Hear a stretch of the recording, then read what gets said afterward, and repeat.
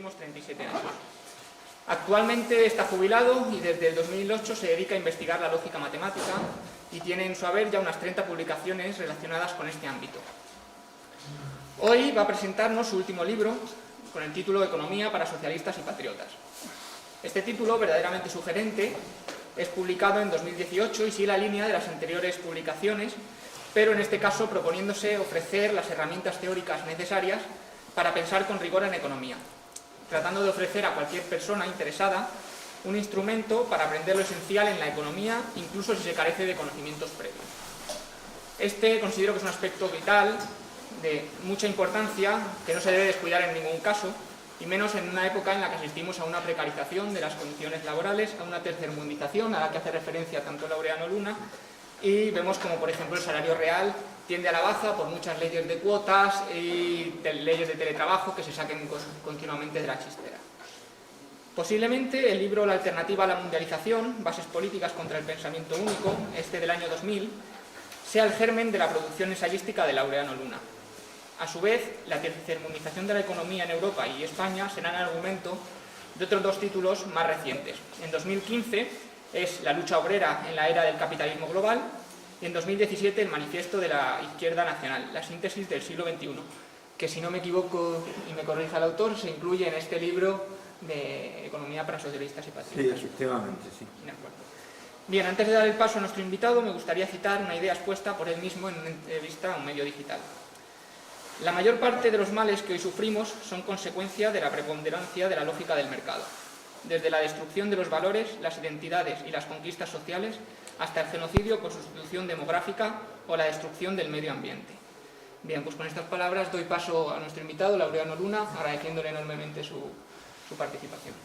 Muchas gracias. Buenas tardes. ¿Se me oye? Muchas gracias por esa tan amable presentación. Gracias a vosotros por vuestra presencia y gracias a los organizadores por darme la oportunidad de presentaros el libro cuya portada tenéis en pantalla, Economía para socialistas y patriotas. Fijaos que el libro tiene un subtítulo, no sé si lo leéis ahí, pero como va a jugar un papel en la presentación, yo lo voy a leer. El subtítulo es Lo que necesitas saber para pensar bien en economía.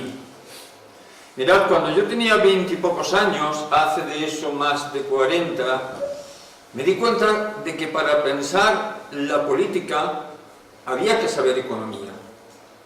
Eso fue un disgusto para mí enorme, ¿no? Porque a mí era la política lo que me interesaba. Pero bueno, me puse a estudiar economía. 40 años después pensé, bueno, llevo mucho tiempo estudiando economía y creo que le he cogido el truquillo. Quizá yo pudiera meter en un libro de manera ordenada, sintética y didáctica ese truquillo que le he cogido a la economía y ponerlo a disposición de los militantes patriotas para que puedan pensar bien la economía, para pensar bien la política. Y el resultado es el libro cuya portada tenéis en pantalla.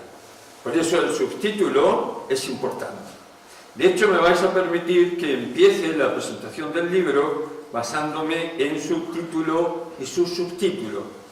El título habla de un socialismo patriótico y por tanto apunta a un contenido ideológico, político, que es aproximadamente el 20% del contenido del libro. Pero el subtítulo habla de entender bien la economía y apunta a un contenido científico, técnico, que es aproximadamente el 80% del libro. Se relacionan ambos tipos de contenido de la siguiente manera. La ideología nos marca los fines. La ideología no nos dice cómo son las cosas ni cómo funcionan las cosas. Nos dice cómo deberían ser las cosas, cómo desearíamos que las cosas fueran, hacia dónde querríamos que las cosas se encaminaran, hacia qué fines. Pero es la ciencia la que nos explica cómo funcionan las cosas realmente y por tanto cómo debemos actuar sobre ellas para que se muevan en la dirección de esos fines que nos hemos propuesto desde criterios ideológicos y políticos. Entonces, la parte ideológica y la parte científica del libro se complementan, son indispensables una para otra. Me gustaría empezar hablando de la parte ideológica del libro, para ir entrando luego en la parte técnica, así que vamos a ver lo que el libro entiende por socialismo. Yo creo que hay dos ideas que son los pilares de todo modelo que legítimamente pueda llamarse socialista. Y esas ideas son estas. Primero, hay que poner la economía al servicio del bien común, no al servicio de los intereses de clases privilegiadas. Y segundo, especialmente hay que poner la economía al servicio de quienes se ganan la vida con su trabajo, sea este trabajo asalariado o no. No al servicio de quienes viven de su dinero. Es decir, hay que maximizar las rentas del trabajo y minimizar las rentas del capital. Para mí esas son las dos condiciones mínimas de todo modelo social o económico que pueda legítimamente llamarse socialista. En la práctica yo distingo dos clases de socialismos, con un criterio muy práctico: aquellos que funcionan y aquellos que no funcionan y fracasan. Y yo me he dado cuenta de que la diferencia consiste en que aquellos que fracasan eliminan y aquellos que funcionan fomentan la iniciativa privada. No se ha inventado nada que pueda sustituir a la iniciativa privada. Es hoy por hoy la gallina de los huevos de oro. Los socialismos que se basan en ella funcionan, los que no se hunden. Fijaos que lo he puesto con letras muy grandes porque es importante. Para mí sería una estafa proponer un modelo que luego fuese inviable, porque fuese ineficiente. A lo mejor saldría un libro muy bonito, pero sería una estafa. Yo creo que el modelo socialista que el libro propone es viable porque es eficiente. Y es eficiente porque fomenta la iniciativa privada más que la sociedad capitalista en la que vivimos. No puedo entrar en más detalles ahora, pero si queréis luego en el coloquio me pedís algún detalle más. El modelo socialista que el libro propone se basa en cuatro pilares estructurales. El primer pilar es una determinada política económica. Algunos diréis, bueno, eso de la política económica, ¿qué es? Lo voy a explicar después. Os adelanto que la política económica aproximadamente es el conjunto de medidas que un gobierno puede tomar para encaminar la economía en un sentido o encaminarla en otro. Vale, pues el libro propone una política económica encaminada esencialmente a dos fines: a el pleno empleo. Ya no se habla nunca de pleno empleo, os habéis dado cuenta, ¿no? Y B, la maximización de las rentas del trabajo, lo que implica la minimización de las rentas del capital. Estos dos fines están relacionados. Sinceramente, nada sube tanto los salarios como el pleno empleo. Eso es lo que la experiencia dicta. El segundo pilar es el control estatal de los sectores estratégicos, como por ejemplo la banca o la energía, quizás telecomunicaciones. El tercer pilar es una institución que llamo Servicio Estatal de Empleo Garantizado y que he tomado de la teoría monetaria moderna. No puedo entrar en detalles, solo voy a deciros que está pensada para sustituir con ventaja tanto al subsidio de desempleo como a la oficina de empleo. Y por último, el cuarto pilar es una nueva concepción de la empresa, una estructuración diferente de la empresa que llamo empresa comunitaria. Mirad, una de las motivaciones que me llevaron a pensar en una organización alternativa de la empresa es esta: la empresa capitalista está mal equipada para enfrentarse a una amenaza que es solo cuestión de tiempo que llegue, que se materialice, que es el paro tecnológico masivo.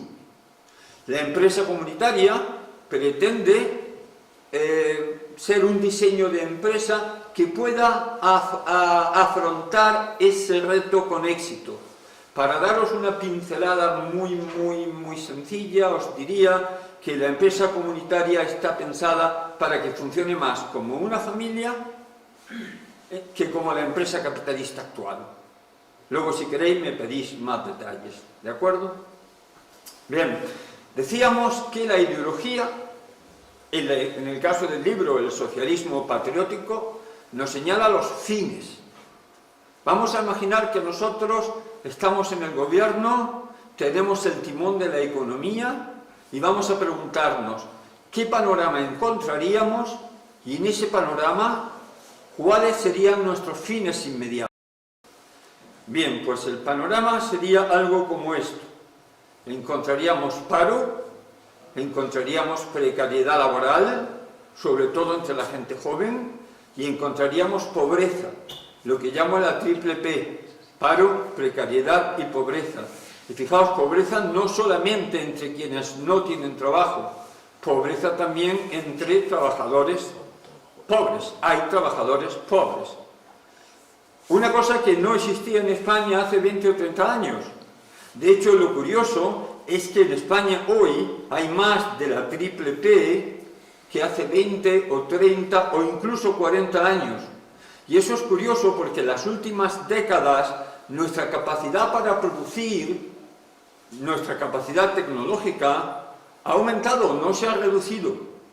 Entonces, es curioso que a una buena parte de nuestras clases trabajadoras, en vez de irles mejor, les vaya peor.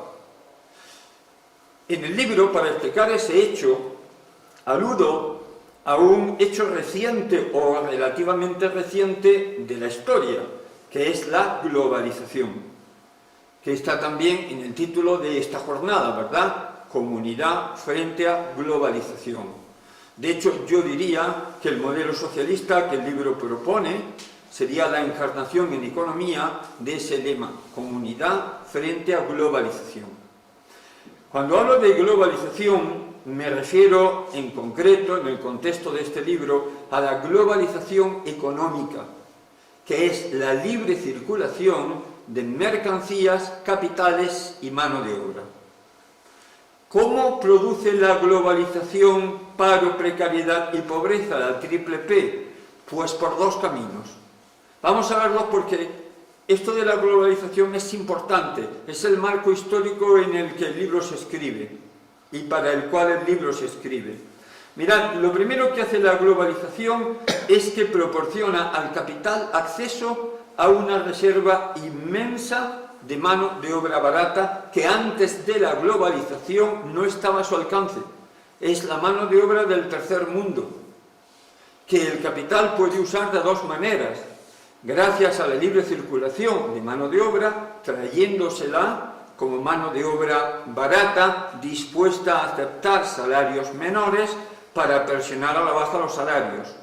O bien puede deslocalizar la producción gracias a la libre circulación de capitales y llevarse la producción al país que tenga los salarios más miserables, para desde allí, gracias a la libre circulación de mercancías, vender aquí con dumping social. Ese acceso del capital a esa masa de mano de obra tiene un efecto social importantísimo, que es este: cambia, le da un vuelco a la relación de poder social entre capital y trabajo. Europa 1850, poneos mentalmente. El capital, sin duda, tiene la sartén por el mango. A partir de entonces, aproximadamente, las clases trabajadoras empiezan a organizarse y ponen en pie una lucha, la lucha obrera, y 120 años después, aproximadamente en 1970, ya no está tan claro que el capital tenga enteramente la sartén por el mango. Las clases trabajadoras en Europa han conseguido ciertas cuotas de poder social que se han materializado en conquistas sociales y laborales insuficientes, sin duda, pero hasta ese momento histórico las mejores de la historia de la humanidad. Y unos años después, aproximadamente en 1980, los capitalistas se dan cuenta de que la globalización les da acceso a la mano de obra del tercer mundo y dicen: Aquí, en Europa, tenemos una mano de obra muy puñetera, gruñona, exigente, empeñada en conseguir y mejorar conquistas sociales. ¿Por qué no la puenteamos un poquito? ¿Por qué no la puenteamos trayendo mano de obra del tercer mundo o llevándonos la producción al tercer mundo y haciendo a esta mano de obra tan puñetera competir con la mano de obra del tercer mundo, que es mucho más numerosa y no tiene tradición de lucha obrera ni de conquistas sociales? Claro, eso le devuelve el mango de la sartén al capital.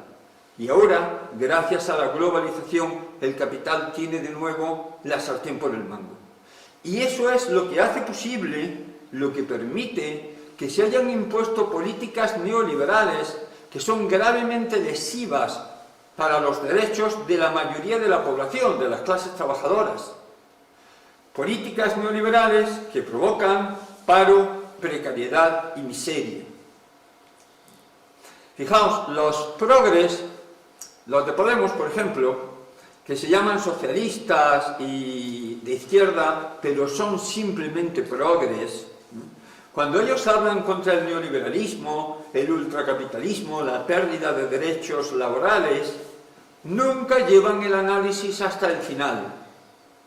Porque si hiciesen bien el análisis tendrían que empezar por preguntarse ¿cómo ha sido posible imponer a unas clases obreras, hasta no hace mucho, organizadas y potentes, medidas tan dañinas para sus intereses? Si se hiciesen esta pregunta, tendrían que ir aquí, al vuelco de poder social entre capital y trabajo. Y para explicar por qué el capital tiene la sartén por el mango, tendrían que ir aquí a la globalización. Pero resulta que esos progres están enamorados de la globalización. Aman de corazón a la globalización. Es decir, los que dicen defender a nuestros trabajadores están enamorados del peor enemigo de nuestras clases trabajadoras, la globalización. Fijaos que eso deja un hueco social. Bien, y la segunda vía por la cual la globalización provoca paro, precariedad y pobreza es la inestabilidad económica. Esto es un hecho importante, el libro le dedica un capítulo entero. Los modelos matemáticos predicen que el capitalismo, al globalizarse, al convertir el mundo en un mercado único, se hace tremendamente inestable. Ahora sabemos que la globalización no solo provoca inestabilidad económica, sino también inestabilidad sanitaria, convirtiendo lo que de otra manera sería una epidemia local en una pandemia, o inestabilidad geopolítica, bélica, Ucrania. Y sabemos que la inestabilidad sanitaria y la geopolítica al final se traducen en inestabilidad económica. Por ejemplo, inflación. Toda esa inestabilidad económica provoca paro, precariedad y pobreza. Esto es lo que encontraríamos si fuésemos los responsables de la economía española. Y si asumimos que somos patriotas y socialistas, ¿cuál sería nuestro fin? Pues es evidente que sería eliminar la triple P: paro, precariedad y pobreza. Eso parece poco controvertido, ¿verdad? Claro, el problema empieza cuando preguntamos, vale, vamos a eliminar el paro, la precariedad y la pobreza, pero ¿cómo se hace eso? Y eso nos lleva a la parte técnica del libro. Eso es lo que el libro pretende explicar. Yo no puedo aquí en la presentación contestar completamente a esta pregunta, puedo dar unas pinceladas. Así que vamos a usar esta pregunta para ir penetrando en la parte técnica del libro. ¿Cómo se hace eso? Mirad, ahí en la sociedad hay al menos dos opiniones. Yo diría que esencialmente dos opiniones. Una es la del libro y la de la gente que piensa parecido al libro, y ahora os voy a dar la receta del libro de manera muy abstracta, muy general, luego veremos detalles. El libro dice que con la adecuada combinación de la política económica y el control de fronteras, el control de la globalización, pueden eliminarse paro, precariedad y pobreza. No todo el mundo está de acuerdo. Ahí está la opinión de los neoliberales y globalizadores, que son los mismos. Esta gente piensa que no hay que actuar sobre los mercados, que hay que dejar que los mercados vayan de suyo. Entonces dicen, los mercados nos han traído más paro, más precariedad y más pobreza, y preguntáis que cómo las eliminamos. Pues respondemos que de ninguna manera, que hay que aguantarse, porque la voluntad de los mercados es sagrada. Esa es la opinión, en el fondo, de los neoliberales y los globalizadores. Voy a seguir entrando en la parte técnica del libro, contraponiendo las posiciones del libro a las posiciones de los neoliberales. Y para eso vamos a desmontar falacias neoliberales. Sabéis que una falacia es algo que a primera vista parece verdadero, pero que bajo escrutinio demuestra ser falso. Y creo que todos sabéis que lo que dicen los neoliberales, pero vamos a recordar sus tesis generales. Los neoliberales dicen que el Estado no debe intervenir en la economía. ¿Por qué? Porque no hace falta. Los mercados se regulan solos, siempre. Eso es una falacia. Algunos mercados se regulan solos a veces, otros no. Y entonces la intervención del Estado es conveniente. Pero ellos lo piensan así. Piensan que el mecanismo de mercado es la racionalidad última social.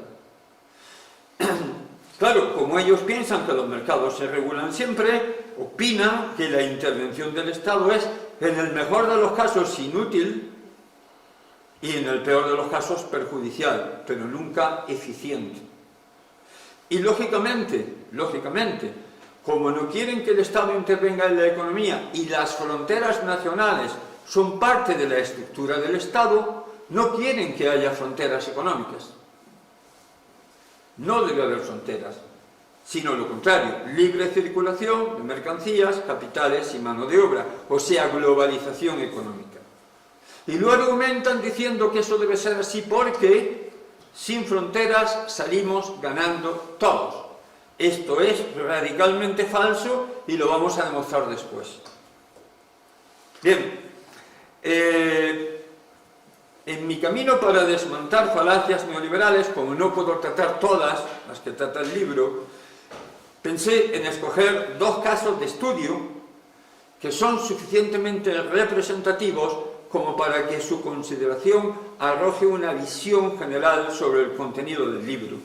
El primer caso de estudio es el paro, cómo plantean la cuestión del paro los neoliberales y cómo se plantea en el libro.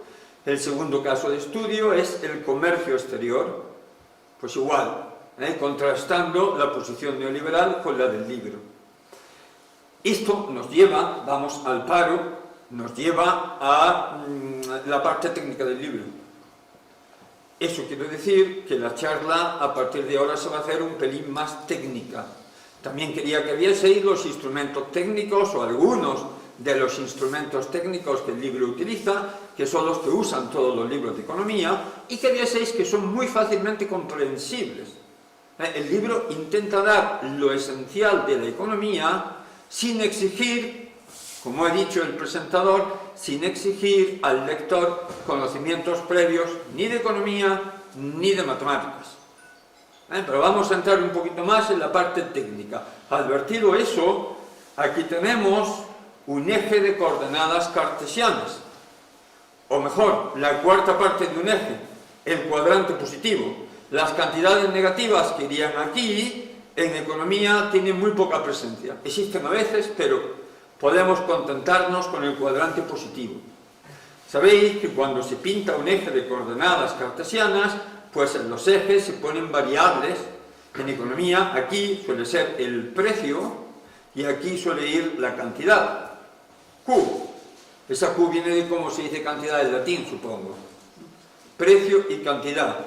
Fijaos bien, en matemáticas lo usual es que la variable independiente de la X esté aquí y esta sea la variable dependiente.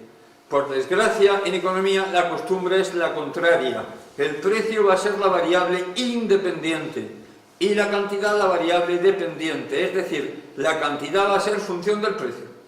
Cogemos un precio, una curva y nos venimos a una cantidad. En este sentido hay que leerlo. Vamos a pintar pues una curva que representa una función, como se hace en matemáticas, y vamos a pintar pues la curva de demanda. Yo lo he pintado como un segmento, como un trozo de línea recta, simplemente para simplificar. Nunca es una línea recta, realmente, pero nada esencial depende de eso. Demanda, D de demanda.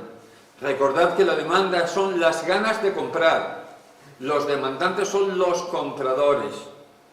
Para ser concretos, vamos a imaginar que esta es la función de demanda de sillas en España, sillas en concreto. ¿Qué significa? ¿Qué información nos da esta curva? Pues veréis, si escogemos aquí un valor de la variable independiente, es decir, un precio, y nos vamos a la curva nos rebota hacia abajo, hacia el eje de la cantidad, y nos da la cantidad demandada, porque es la curva de demanda. ¿Y qué significa esto? Significa que si esta es la demanda de sillas en España, y este es el precio de una silla en España, entonces los españoles van a querer comprar esta cantidad de sillas, desde el origen hasta aquí, hasta QD. Y eso para cada precio. Lo más importante de esta curva es que va para abajo, tiene pendiente negativa, se dice en matemáticas. Fijaos por qué es importante eso. Imaginad que el precio de la silla baja desde P a P asterisco. Se hacen más baratas las sillas. ¿Qué debemos esperar? ¿Que los españoles compren más sillas o menos, si son más baratas? Pues evidentemente que compren más, porque se lo pueden permitir. Eso es lo que debe decirnos la curva. Desde este precio, si nos vamos a la curva, debemos ver que aquí, en el eje de la cantidad aumenta de QD a QD asterisco, que es la cantidad de sillas que los españoles quieren comprar a este precio más barato. Más sillas que antes. Antes hasta aquí y ahora hasta aquí. La cantidad de sillas demandada aumenta cuando baja el precio. Así es como debemos esperar que funcione la demanda. Pero para que funcione así, esta curva tiene que ir hacia abajo. Y así, si baja el precio, aumenta la cantidad demandada, y si sube el precio, disminuye. Es lo intuitivo. Pero para que funcione así, hay que pintar la curva de demanda con pendiente negativa. Por eso es razonable pintar la curva de demanda con pendiente negativa. Bien, los mismos ejes, las mismas variables, precio y cantidad, y ahora pues ya imagináis que tenemos que pintar la curva de oferta.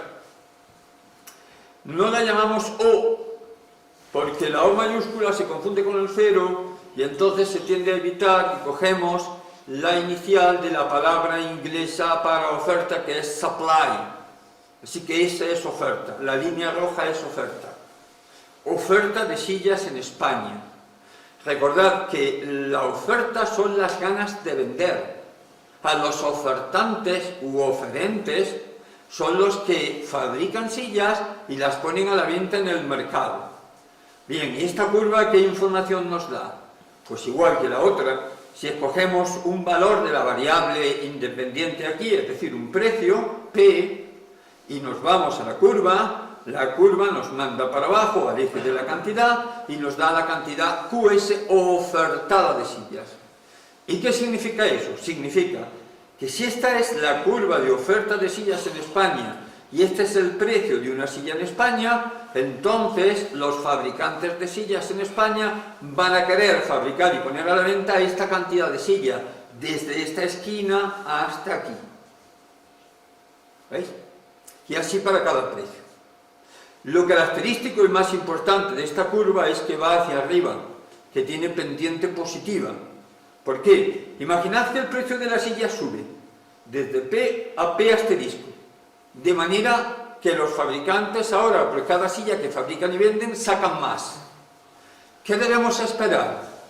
¿Que disminuyan la oferta o que se animen a ofertar más sillas? Pues si por cada silla sacan más, esto último. Entonces la cantidad ofertada debe aumentar si sube el precio. Vamos a ver si sirve esta curva.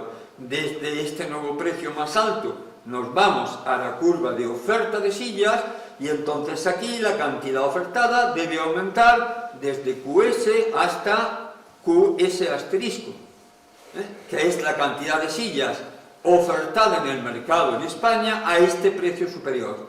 Sube el precio, aumenta la cantidad de sillas ofertada. En la demanda era al revés, para que aumente la cantidad demandada tenía que bajar el precio. Bien, pero para que la oferta funcione así, como es intuitivo que funcione, la curva tiene que ir hacia arriba, tiene que tener pendiente positiva. Por eso es razonable pintar las curvas de demanda con pendiente positiva. Es el mismo eje de coordenadas cartesianas con el precio y la cantidad. Y ya sabéis que lo que se hace en economía es que ahora se pintan ambas curvas a la vez. Y como tienen pendientes contrapuestas, pues no tienen más remedio que cruzarse. Es decir, comparten un punto. Tienen un punto en común y ese punto lo llamamos punto de equilibrio. Enseguida vais a ver por qué. Fijaos que este punto se corresponde aquí en el eje del precio, pues con un precio que llamamos P sub E, precio de equilibrio. Vamos a ver cómo funcionan las cosas si el precio de una silla es el precio de equilibrio. Nos vamos desde aquí, vamos a ver cuántas sillas quiere comprar la gente a ese precio. Pues nos vamos desde este precio a la curva azul y bajamos al eje de la cantidad. Y obtenemos la cantidad demandada. Vamos a ver cuántas sillas quieren vender los fabricantes a ese precio. Desde aquí nos vamos a la curva roja de oferta y bajamos. Pero claro, en ambos casos hemos llegado al punto que comparten las curvas. Por tanto, en ambos casos vamos a bajar a la misma cantidad. Al precio de equilibrio va a resultar que la cantidad de sillas demandadas, la cantidad que la gente quiere comprar, va a ser igual que la cantidad de sillas ofertada, la cantidad de sillas que los fabricantes ponen a la venta en el mercado. Esa cantidad desiguales la llamamos cantidad de equilibrio. Aquí ni sobran sillas que al precio vigente no tengan salida, ni faltan sillas que la gente quisiera comprar, pero no están a la venta en el mercado. Aquí la cantidad demandada y ofertada son la misma. Por eso lo llamamos punto de equilibrio. ¿Qué sucedería si el precio de la silla no fuese el precio de equilibrio? Vamos a imaginar que fuese significativamente más alto, por aquí, P asterisco. Vamos a ver cuántas sillas compraría la gente en España a ese precio. Nos vamos a la curva azul de demanda, giramos para abajo y obtenemos la cantidad de sillas demandada al precio P asterisco, menos que antes porque el precio ha subido. Si ahora nos vamos a la curva de oferta y bajamos, obtenemos la cantidad ofertada de sillas al precio P asterisco, más que antes. Pero sobre todo, a este precio, la cantidad demandada y la cantidad ofertada no son la misma. A este precio, los fabricantes fabrican y ponen a la venta en el mercado sillas desde aquí hasta aquí. Pero la gente compra sillas solo hasta aquí. Esta diferencia, que marco como una línea naranja, se ve, ¿verdad? Son sillas que están a la venta en el mercado, pero que al precio vigente P asterisco no se venden, no tienen salida, sobran. ¿Qué sucede en un mercado cuando sobra mercancía que no tiene salida al precio vigente? Pues que los vendedores se ven obligados a bajar el precio. El precio bajará hacia el precio de equilibrio. Este mecanismo seguirá funcionando hasta que el precio baje al precio de equilibrio. En el precio de equilibrio, como se cruzan las curvas, la cantidad demandada y ofertada es la misma.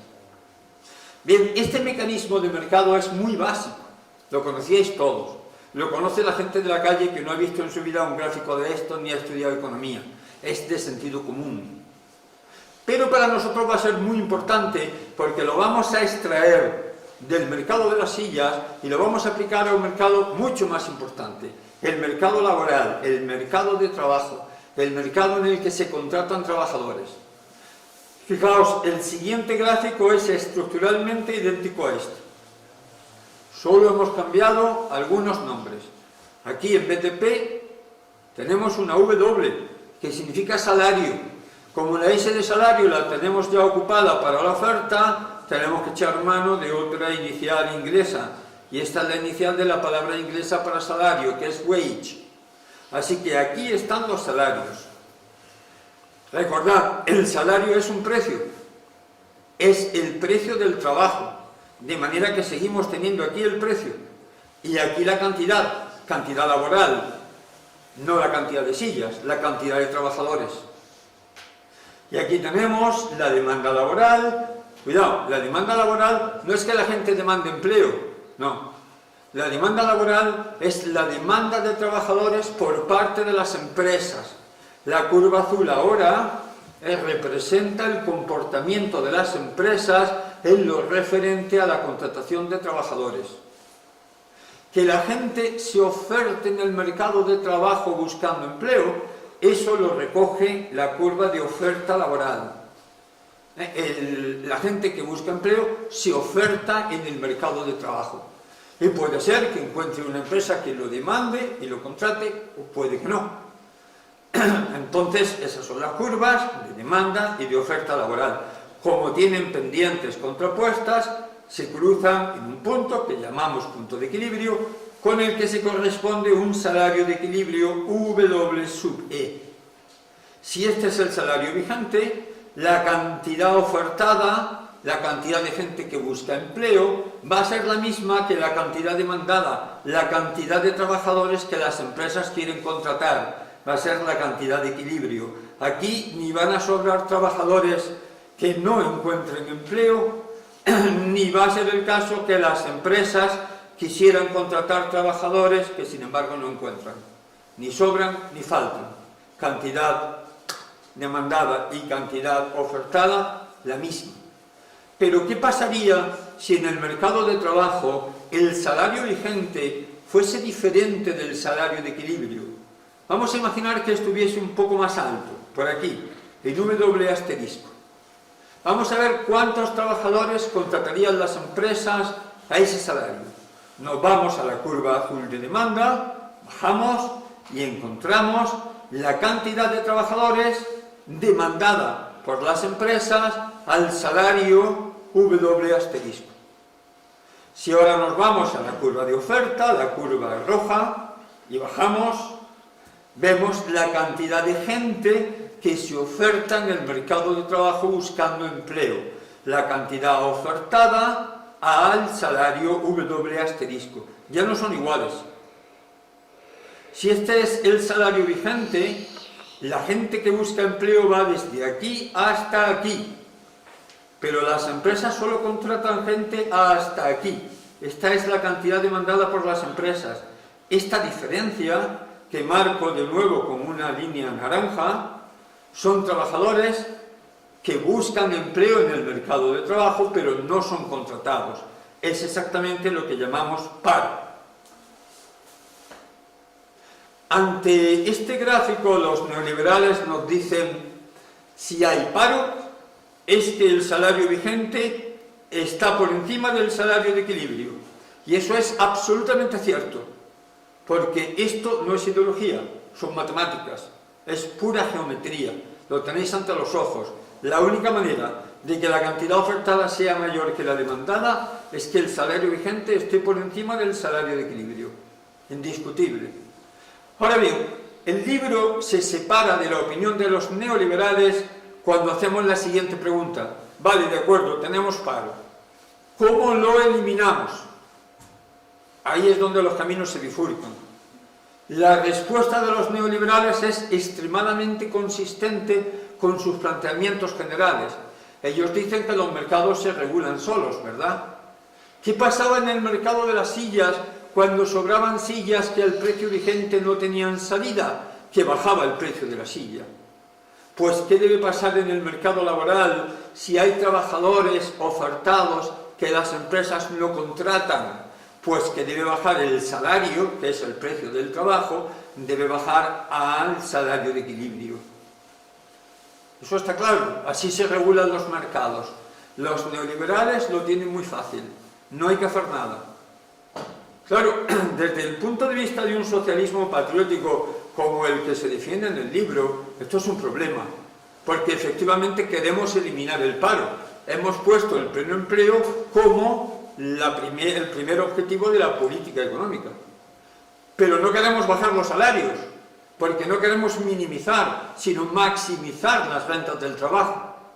Entonces tenemos que preguntar, ya, pero ¿bajar el salario es la única manera posible de eliminar el desempleo? ¿No hay otra? Vamos a verlo. Este es el mismo gráfico que antes. El mercado laboral. Vamos a imaginar que el salario está aquí en W asterisco, por encima del salario de equilibrio y por tanto que hay paro. ¿Qué pasaría si nosotros, dirigiendo la economía, de alguna manera consiguiéramos que esta curva de demanda de trabajadores por las empresas se desplazara a la derecha? Por ejemplo aquí, de DL a DL'. Fijaos lo que significa que esa curva se desplace a la derecha. Significa que a cada nivel de salario, ahora, con la nueva curva, las empresas van a querer contratar más trabajadores que antes. Con la antigua curva, a este salario, las empresas contrataban hasta aquí. Pero con la nueva curva, más hasta aquí. Y veis que esta nueva curva corta la curva de oferta, crea un nuevo punto de equilibrio, el prima, que se corresponde con el salario que teníamos. En un punto de equilibrio no hay paro, por definición. Si nosotros conseguimos que esta curva se desplace a la derecha hasta aquí, eliminamos el paro sin bajar el salario. Todavía más, si conseguimos que se desplace a la derecha, más todavía, de segunda, damos lugar a un nuevo punto de equilibrio de segunda, que se corresponde no con el salario que había, sino con uno superior. Y aquí, por definición, no hay paro. Si conseguimos esto, podemos eliminar el paro, no ya sin bajar, sino subiendo los salarios. Vale, vamos a ver este gráfico más veces. Pero a la vista de este gráfico, vosotros deberíais tener dos objeciones. La primera sería, Laureano, este gráfico, sinceramente, lo único que demuestra es que eliminar el paro subiendo los salarios es una posibilidad matemática, geométrica, no hay contradicción geométrica. O sea, en el mundo ideal, en el mundo platónico de las ideas matemáticas, es posible eliminar el paro subiendo los salarios. La pregunta, Laureano, es, ¿eso es posible también en el mundo real de la economía? Y Laureano contesta categóricamente, sí. Esto se ha hecho, y cuando se ha hecho ha funcionado, no bien, sino muy, muy bien.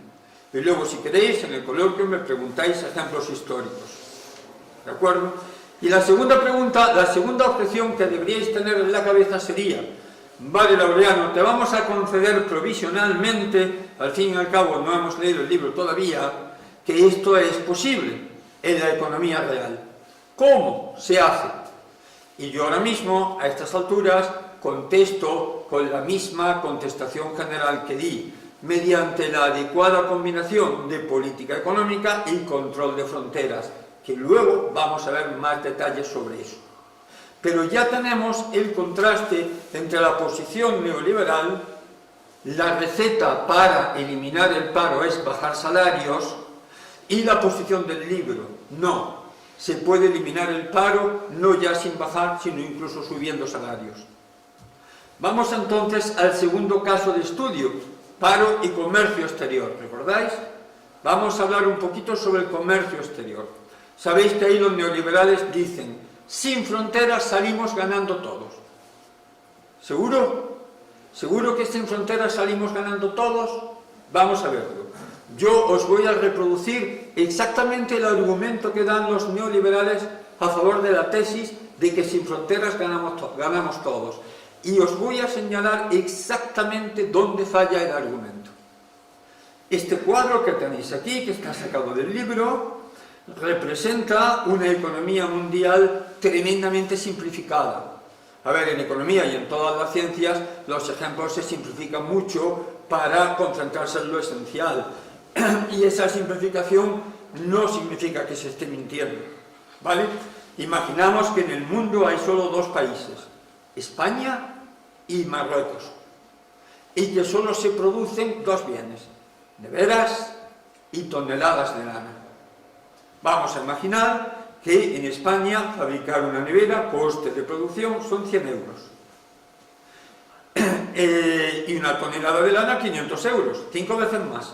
Fijaos, en España una tonelada de lana vale por 5 neveras, y lógicamente una nevera por 1/5 de tonelada de lana.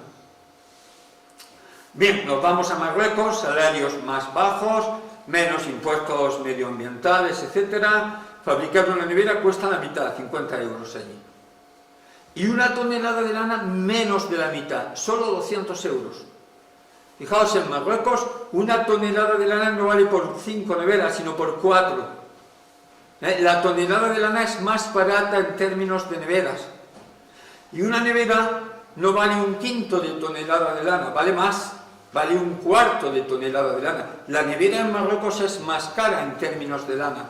Esa asimetría es la que permite aplicar la conocida teoría de las ventajas comparativas de David Ricardo, que predice, si esta es la situación y eliminamos las fronteras, lo que va a suceder es que España se va a especializar en neveras, Marruecos en lana, van a intercambiar y ambos van a ganar un 25%.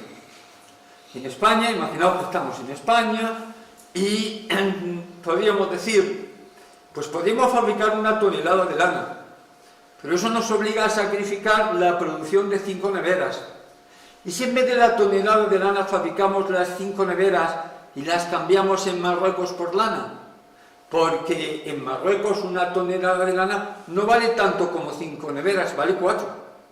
Por 5 neveras nos dan 1,25 toneladas de lana y ganamos el 25%.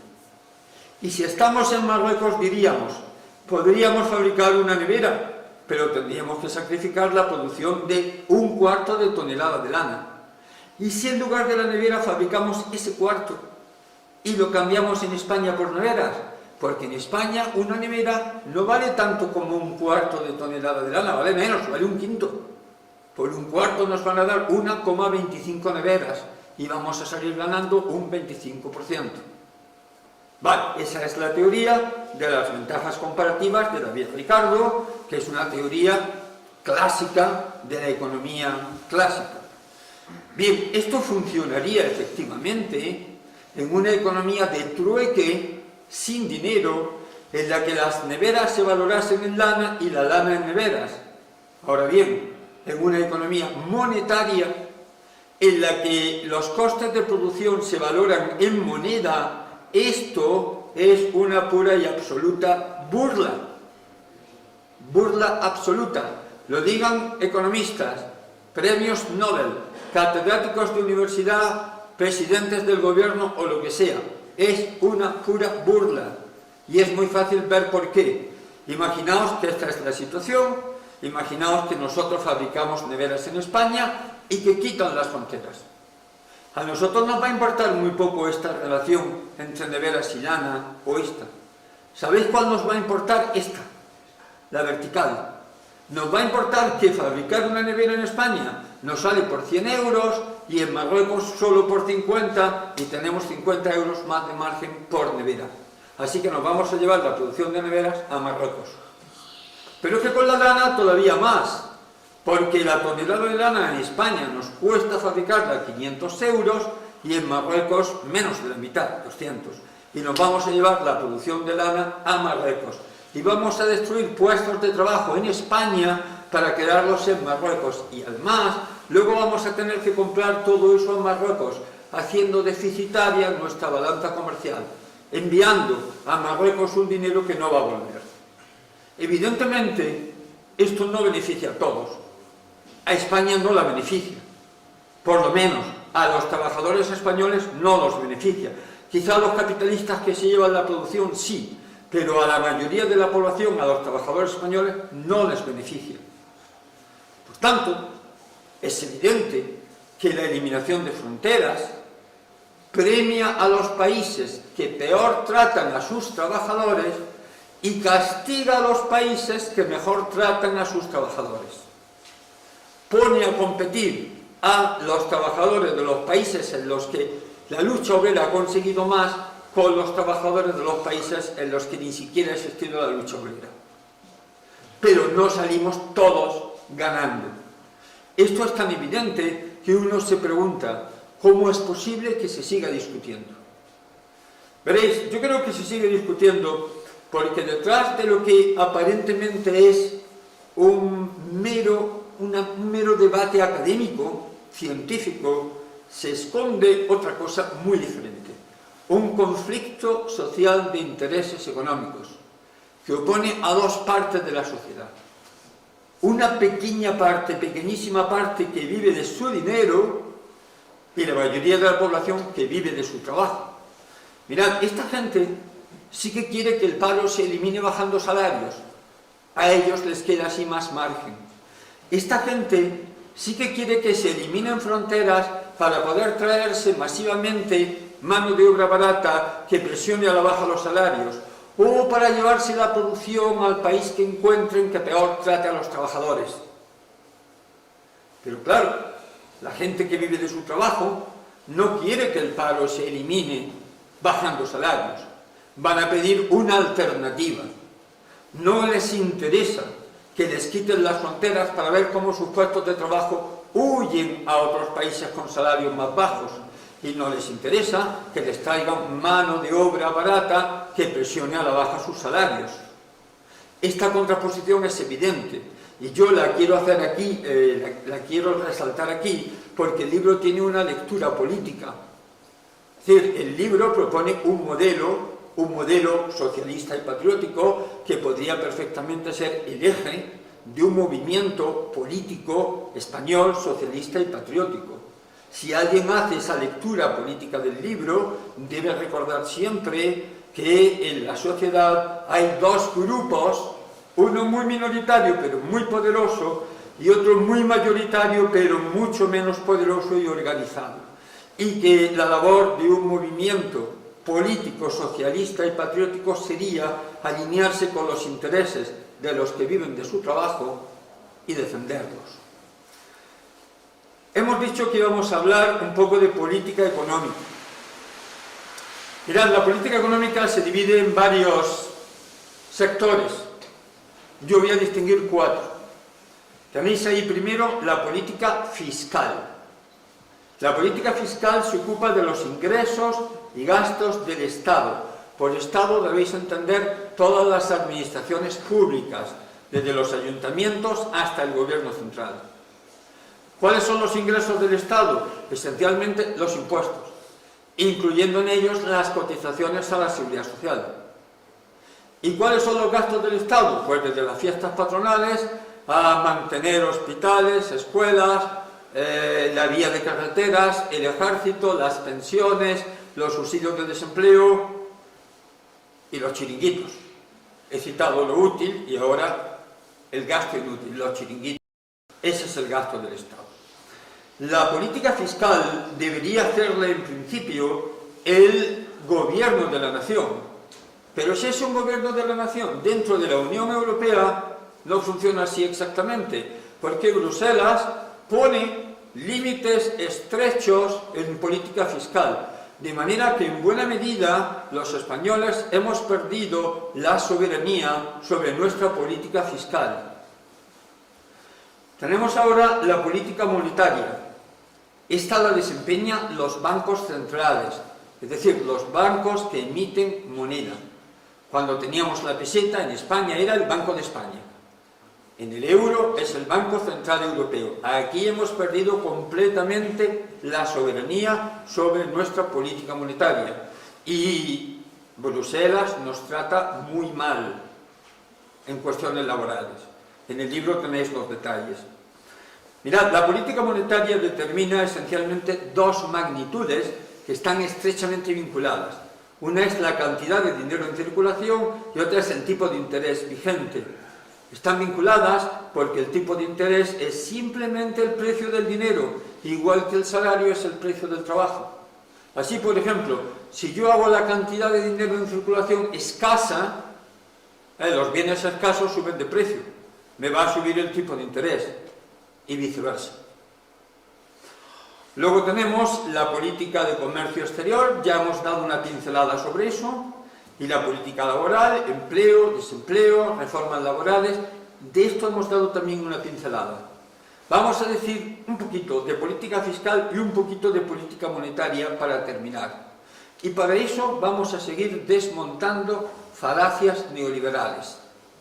En política fiscal, la falacia neoliberal, que a vosotros os va a parecer una verdad absoluta, es esta. El déficit fiscal siempre es malo. Déficit fiscal significa que si estos son los ingresos del Estado, sus gastos sean mayores. Que el Estado gaste más de lo que ingresa. Este sería el déficit. Y me diríais, Laureano, vamos a ver, si un individuo, una familia, una empresa gasta más de lo que ingresa, entra en dificultades. ¿Cómo no va a ser eso siempre malo? Fijaos, el libro no dice que siempre sea bueno, niega que siempre sea malo. A veces el déficit fiscal es malo y a veces es bueno. ¿Por qué podría ser bueno? Pues mirad, porque es una de las herramientas que pueden usarse para impulsar la economía hacia aquella meta que teníamos, el pleno empleo. ¿Cómo? Imaginad que yo soy el responsable de la economía en España y que tengo parados. Imaginad que tengo las cuentas públicas en equilibrio, ingresos y gastos. Y digo, no voy a poner más impuestos, no voy a subir los ingresos, pero sí voy a aumentar los gastos, voy a crear déficit. Voy a aumentar los gastos para construir infraestructura, carreteras, autovías, puentes, puertos, vías de tren, lo que haga falta. Para eso tengo que sacar gente del paro y ponerla a trabajar construyendo infraestructuras. Y me diréis, claro, Laureano, pero entonces estás creando empleo solo en el sector público, no en el sector privado, que es el verdaderamente productivo. Dos errores en esa objeción. Primer error, no, el sector privado no es el único verdaderamente productivo. Quien trabaja para el Estado haciendo carreteras, o sanando enfermos, o enseñando a niños, es muy productivo. Otra cosa son los chiringuitos. ¿Vale? Y segundo error, que creo empleo solo en el sector público. No, es que la historia no ha terminado. Es que yo a esa gente que he sacado del paro y he puesto a construir infraestructura, tengo que pagarles un salario que antes no percibían. Y luego se van a su casa y se gastan ese salario en comprar más comida, más ropa, más electrodomésticos, más coches, más casas. Y el sector privado tiene que producir más de todo eso para satisfacer esa demanda adicional. Y para producir más de todo eso, el sector privado tiene que contratar más trabajadores. Y estamos creando empleo en el sector privado. De hecho, esto, que se llama política fiscal expansiva, es una de las muchas maneras en las que podemos conseguir lo que buscábamos. Que la curva azul se nos vaya a la derecha, por ejemplo, hasta ahí, para poder eliminar el paro sin bajar el salario o incluso subiéndolo. Si el sector privado tiene que producir más comida, más ropa, más casas, más coches, más neveras, va a querer contratar más trabajadores. A cada nivel de salario, las empresas van a querer contratar más trabajadores. Y eso nos va a permitir eliminar el paro sin bajar el salario. Pero es que además, el déficit público, que fijaos, no digo yo que siempre, repito, no digo yo que siempre sea bueno, eso no lo dice el libro. El libro niega que siempre sea malo. El déficit público tiene una virtud de la que nunca se habla. Y es que al llegar al pleno empleo tiende a corregirse solo.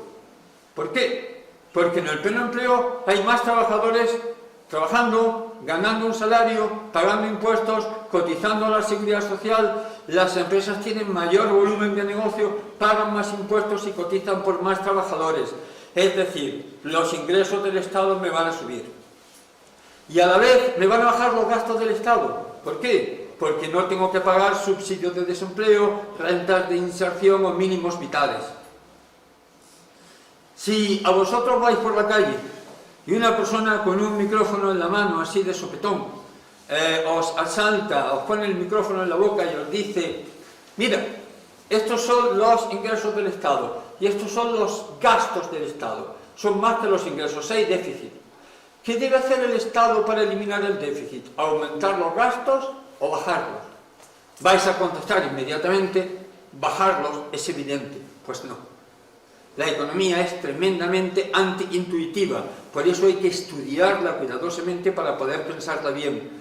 Si bajáis los gastos del Estado, puede perfectamente pasar que empujéis la economía a una recesión, que quiebren empresas, que despidan trabajadores, que dejéis de cobrar impuestos y cotizaciones y tengáis que pagar más subsidios, y además de haber creado más paro, al final tengáis más déficit que antes.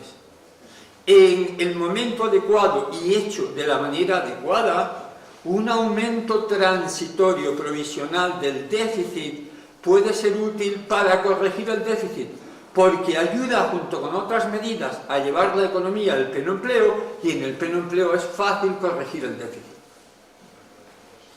Cuando os dicen, para pagar las pensiones y otros gastos del Estado hay que traer inmigrantes, contestad, no. Hay que darle trabajo a esos 3,3 millones de españoles que no lo tienen, más los que no están en el mercado de trabajo porque se han desanimado, más los que se han ido al extranjero, más los que tienen un trabajo a tiempo parcial y quisieran tener un trabajo a tiempo total. Si tuviésemos 4 millones de gente trabajando y cotizando más, tendríamos para pagar todo y quitarnos deuda. Cuando os dicen que para pagar las pensiones hay que traer inmigrantes y no os hablan de llegar al pleno empleo, es porque lo que quieren es que la bolsa de desempleo no baje. Tener siempre eso que Marx llamaba un ejército industrial de reserva que mantiene los salarios bajos. Pero lo que realmente necesitamos es llegar al pleno empleo. Y vamos a la política monetaria. En política monetaria, la falacia neoliberal por excelencia es esta. Hay que mantener la cantidad de dinero en circulación escasita y por tanto el tipo de interés alto. Ya os imagináis a quién beneficia esto. A los que viven de su dinero y a los bancos. Y esto se argumenta diciendo, esto debe ser así porque si creamos dinero de la nada, le damos a la maquinita de hacer billetes, lo único que vamos a conseguir es aumentar la inflación. Bien, eso es así a veces, la mayor parte del tiempo no es así, es falso, por muy intuitivo que parezca y por muchas veces que lo hayáis oído en la tele. Yo os voy de nuevo a reproducir exactamente el argumento que suele darse y os voy a señalar dónde falla el argumento. Y ese argumento es una historia como esta. Imaginemos un mercado muy simplificado en el que solo circulan dos bienes, dos sillas idénticas y dos unidades monetarias, dos monedas de euro. Esto. Bueno, aquí cada silla toca 1 euro, el precio de la silla será 1 euro. Aumentemos ahora la cantidad de dinero en circulación, dupliquémosla. Tenemos 4 euros, pero seguimos teniendo dos sillas. La riqueza real, la producción, el empleo no han aumentado. Lo único que hemos hecho es que ahora cada silla toca a 2 euros en vez de 1. Hemos duplicado el precio de las sillas. Y punto. ¿Por qué falla esto?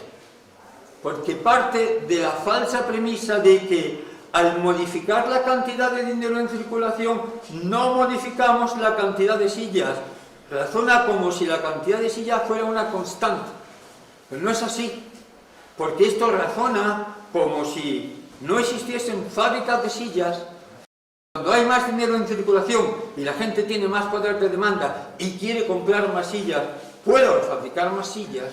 Y, lo más importante, para fabricar más sillas necesitan contratar más trabajadores. Esto, que se llama política monetaria expansiva, es otra de las maneras que podemos utilizar para lo que queríamos. Hacer que la curva azul se vaya a la derecha y más a la derecha para poder eliminar el desempleo, incluso subiendo los salarios. Bien, para recapitular, yo diría que las 3 grandes ideas del libro son: una, que los patriotas tenemos que entender bien el funcionamiento de la economía, porque si queremos pensar bien la política, tenemos que pensar bien la economía, y eso no puede hacerse sin la infraestructura técnica necesaria, que es la que el libro pretende ofrecer. 2, que existe un modelo socialista y patriótico viable, porque es eficiente. Y es eficiente, como he dicho, porque fomenta la iniciativa privada más que la sociedad capitalista. Y finalmente, la lectura política del libro, de la que he mencionado antes, ese modelo socialista y patriótico podría ser el nervio de un proyecto político, socialista, patriótico español, que se alinease con los intereses de los trabajadores frente al su peor enemigo, el capitalismo global, la globalización. Muchas gracias.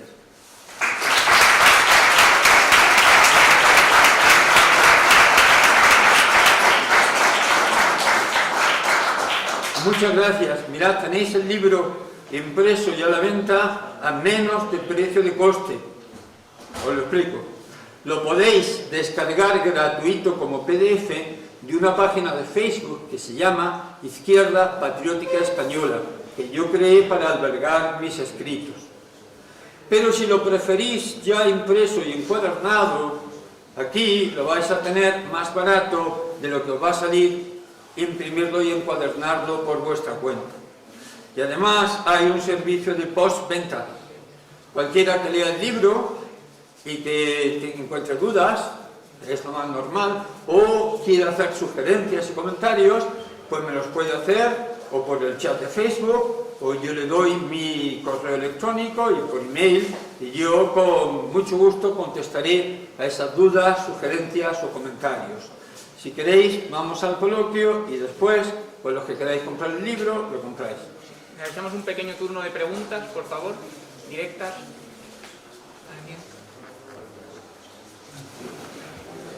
Hola, ¿qué tal? En primer lugar, gracias por la conferencia de Laureano, que ha estado muy amena y muy instructiva. Yo le pregunto más el keynesianismo, John Keynes, que supongo que es una alternativa al sistema actual de valores económicos, la John Maynard Keynes. Si el keynesianismo podría ser una alternativa. Sí. Bueno, podría ser parte de una alternativa. Vamos a ver. Keynes es importantísimo en economía. No podemos hacer economía sin Keynes. Igual que no podemos hacer filosofía sin Kant o física sin Newton. Entonces, el keynesianismo puede ser efectivamente una parte. Pero date cuenta que Keynes, en el 36, cuando publica su gran obra, habla en un contexto muy diferente. No existe, por ejemplo, la globalización. El capital no puede puentear a la clase trabajadora echando mano de la clase trabajadora del tercer mundo, etcétera, etcétera. Entonces, el keynesianismo es solo una parte. Por ejemplo, Keynes, como no prevé el paro tecnológico masivo, no habla de la necesidad de darle a la empresa una estructura diferente de la que tiene la empresa capitalista, lo que he llamado empresa comunitaria, ¿no? Entonces, bueno, en política económica, las cosas que yo he dicho incorporan a Keynes. Vale, entonces sería, sí, una parte del bagaje.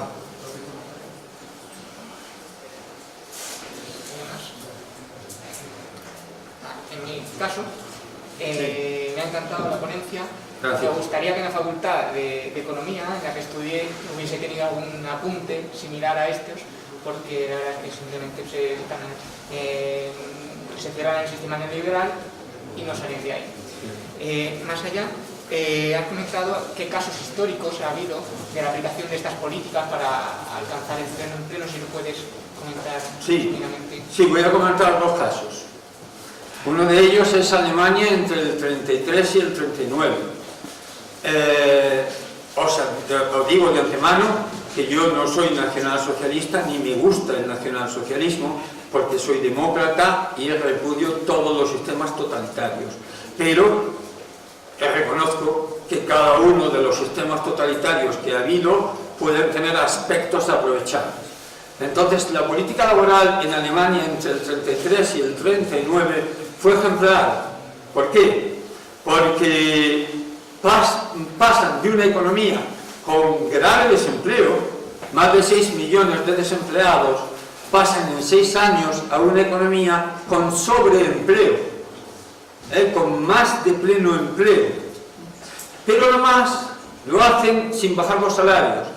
El salario medio real, real significa descontando la inflación, teniendo en cuenta la inflación, el salario medio real por hora es como debe darse, porque alguien puede ganar más porque trabaja más horas, eso no significa que haya subido el salario. El salario medio real por hora entre el 33 y el 39 subió aproximadamente un 24%. Entonces se crearon casi unos 10 millones de puestos de trabajo. Había 6 millones de parados, pero cuando tú empiezas a crear puestos de trabajo, más gente se anima a entrar en el mercado de trabajo y más gente vuelve del extranjero. Y entonces para llegar al pleno empleo cada vez tienes que crear más puestos de trabajo. Se crearon casi 10 millones de puestos de trabajo, subiendo un 24% los salarios, porque se hicieron cosas parecidas a las que digo. Pero no ha sido el único ejemplo. Los que llamamos los 30 gloriosos de la historia de Europa, los 30 años que van aproximadamente desde el 45, el fin de la Segunda Guerra Mundial, hasta el 75, la primera crisis del petróleo, se hicieron cosas parecidas y la verdad es que las clases trabajadoras llegaron a tener conquistas sociales y laborales que no se habían tenido nunca antes, que no digo que sean suficientes, pero que hasta entonces eran las mejores de la historia. Se mantuvieron las economías occidentales casi siempre en el pleno empleo y los salarios subieron históricamente de manera continua su poder adquisitivo. La cosa cambió con la crisis del petróleo, que es un shock de oferta negativo, y después el neoliberalismo.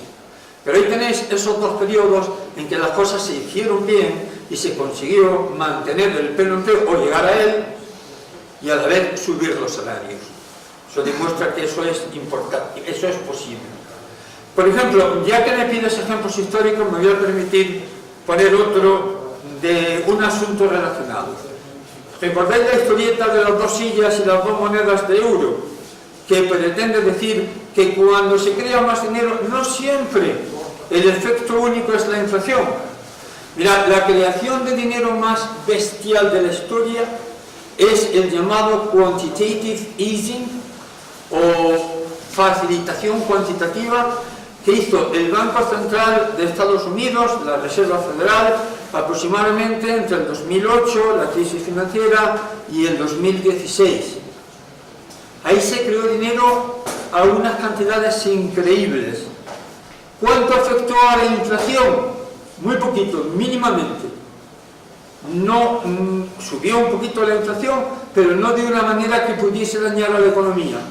¿Cómo afectó al desempleo? Pues lo cortó por la mitad.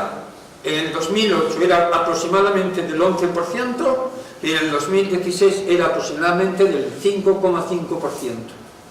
¿Por qué? ¿Por qué? Porque veréis, cuando se crea más dinero, lo que se está creando es más demanda, más capacidad de compra de la gente. La oferta puede responder de 2 maneras. Puede responder produciendo más y entonces crea empleo, o puede responder subiendo los precios en vez de producir más. Pero cuando hay desempleo, como había en Estados Unidos en el 2008, es muy fácil producir más porque hay muchos recursos desempleados. Entonces la oferta suele responder creando más producción que subida de precios. Lo que no se puede hacer eso es después del pleno empleo. Estas políticas expansivas de las que he hablado, que desplazan la curva azul a la derecha, son muy útiles para llegar al pleno empleo. Después del pleno empleo hay que tener mucho cuidado. Si cuando una nación está en el pleno empleo seguimos estimulando la demanda, la oferta le cuesta mucho responder produciendo más, porque todo está empleado y es muy difícil producir más.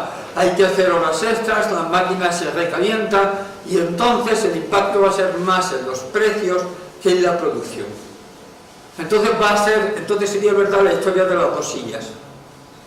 Pero cuando hay paro, como muestra el quantitative easing en Estados Unidos, 2008-2016, la creación de dinero puede crear crear empleo sin afectar demasiado a la inflación.